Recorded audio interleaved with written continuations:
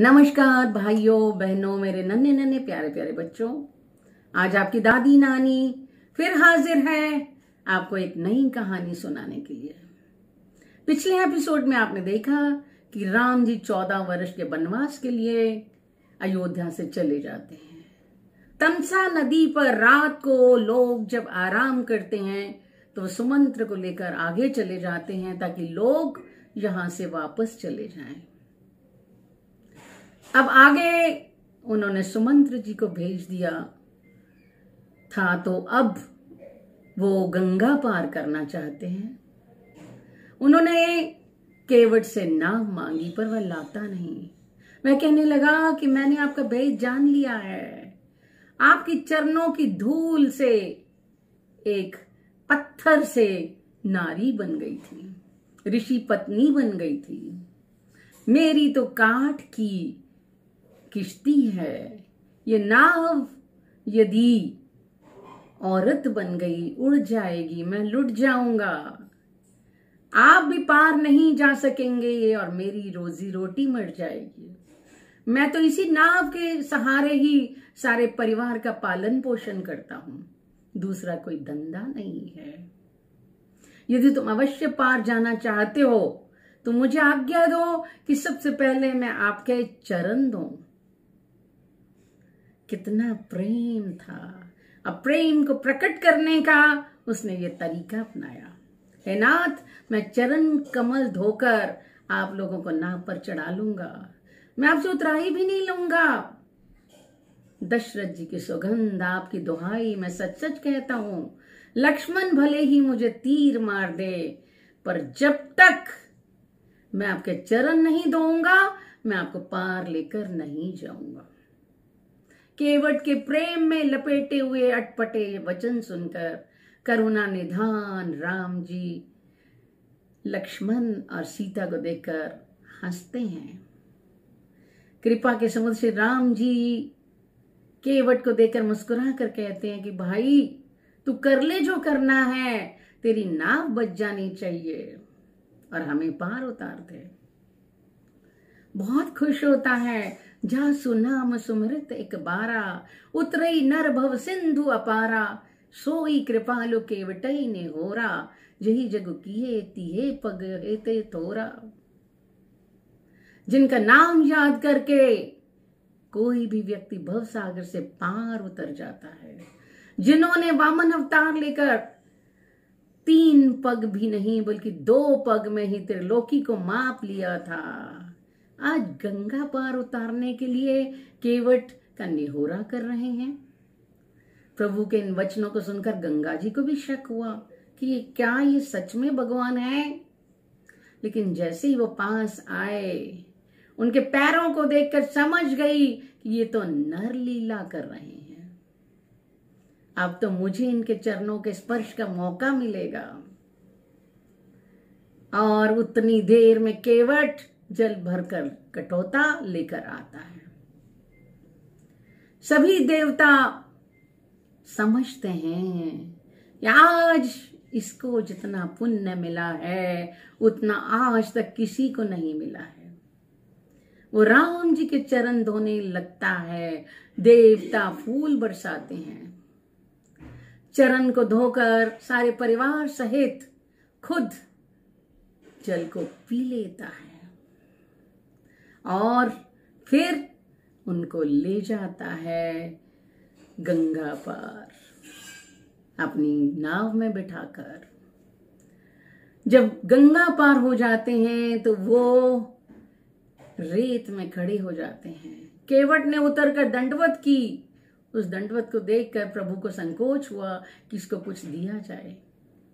पति के हृदय की बात को समझने वाली सीता ने आनंद भरे मन से अपनी रत्न जड़ित अंगूठी उनको दी।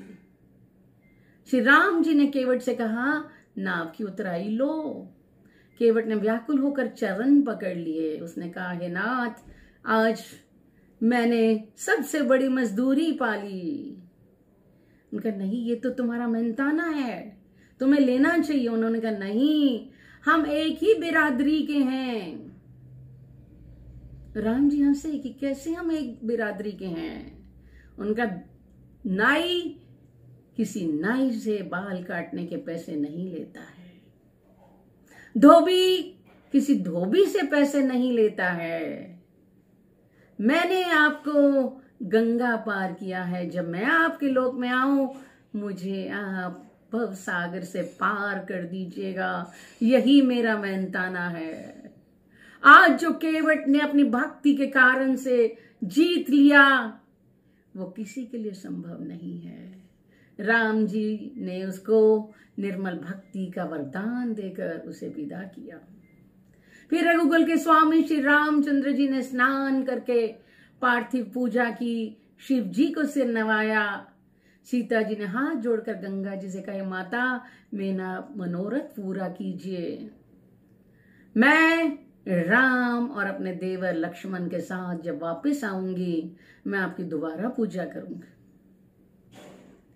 तब गंगा जी कहती हैं कि आप में तो सब सिद्धियां समाई हुई हैं।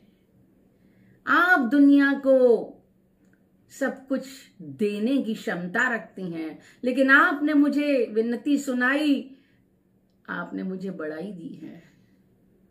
इसलिए मैं आपको आशीर्वाद देती हूं कि आपका मनोरथ सफल होगा। जब निषाद जी वापस चले जाते हैं तो राम जी ने लक्ष्मण से कहा कि अब घना वन आएगा, बहुत सारे पशु होंगे, अब हमें सीता की रक्षा भी करनी है। लक्ष्मण ने अपना बाण उठाया, आगे आगे चले, बीच में सीता जी हैं और पीछे राम जी चलते हैं। तब भारद्वाज मुनि के आश्रम में पहुंचते हैं। उन्होंने उनके स्नान की व्यवस्था की, फल अर्पण किए और कहा कि आप यहां रुक जाइए। लेकिन राम जी कहते हैं कि यहां पर अयोध्या वासी आ सकते हैं, इसलिए हम आगे जगह ऐसी पे जाना चाहते हैं कि जहां पर वो लोग ना आ सकें। उनका दुख मुझसे देखा नहीं जाता है। तब उन्होंने चित्रकूट के बारे में बताया। घूमते घूमते वो वाल्मीकि जी के आश्रम में पहुंचते हैं। चित्रकूट की छटा बहुत खूबसूरत है। सुबह सुबह पलाश के फूल जैसे अग्नि के अंगारे निकल रहे हैं। तब राम जी ने सीता से कहा, क्या अपन यहीं पर्णकुटी बना लें? सीता जी ने हाँ कर दी। लक्ष्मण जी लकड़ियां लेकर आ गए और बहुत ही कलात्मक पर्णकुटी बना दी। वहां पर राम जी ने गृह प्रवेश यज्ञ किया। इधर जब सुमंत्र जी वापस आते हैं, रथ को खाली देकर अयोध्यावासी रोते हैं। वो दशरथ भवन में चलते हैं, उनको कहते हैं कि राम जी ने आपके लिए प्रणाम भेजा है, कौशल्या जी महाराज जी की सेवा करें और कैकेयी के लिए कोई भी बुरा ना सोचे।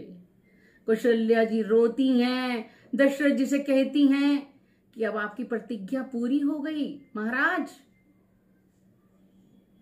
तो महाराज रोते हुए कहते हैं कि ये मेरे कर्मों का फल है। मैं अपने कर्मों के बारे में तुम्हें बताता हूं कि किस तरीके से श्रवण कुमार को दशरथ जी ने मारा था। अगले एपिसोड में हम लोग श्रवण कुमार की कथा सुनेंगे। जय श्री राम।